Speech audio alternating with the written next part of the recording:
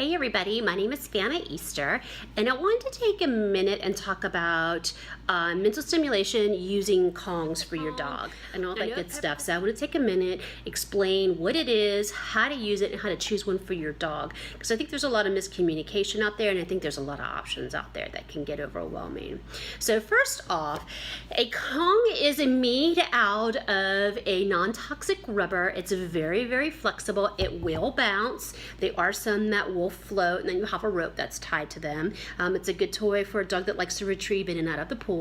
But I like the ones that look like this, and they have this hole here, and then there's a little hole here in the middle, on the end, and then there's this bigger hole here. So the first time I saw these, I'm like, okay, what are these? What's the right size?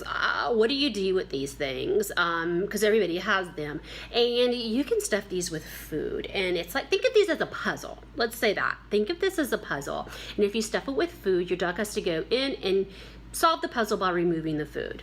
But first step is choosing a Kong. There's a bunch of different brands and those mimicking smaller, bigger, different names. I like the Kong brand. I don't work for Kong. I don't make any money off of this. It's just, as a dog trainer, this is what I like and recommend.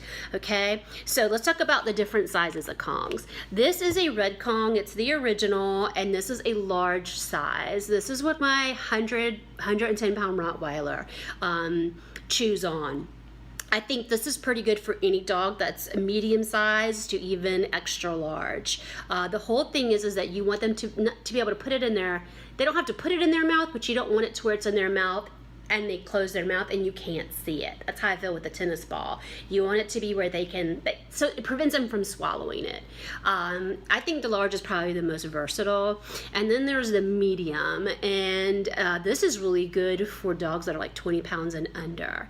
There's these little beady ones that you can get for a Chihuahua, but it just freaks me out that they might swallow it. So I like this size.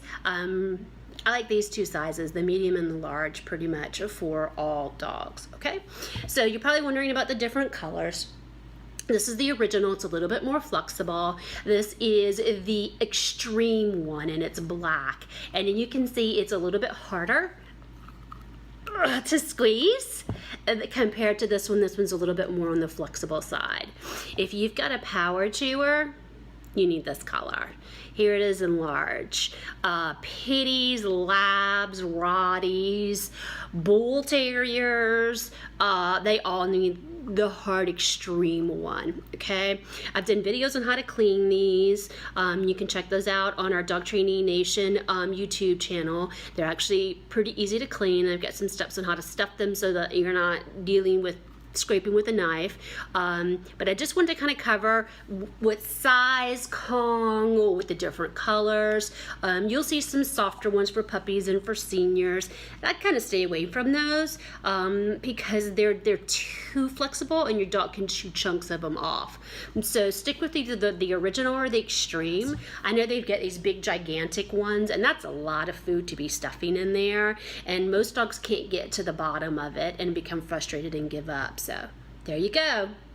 I hope this answers your question about which Kong, which color, which type you should provide for your dog. All right, I hope that makes sense on how to choose a Kong. Again, my name is Fana Easter. Thank you for visiting us at Dog Training Nation, and have a good rest of your day. Bye.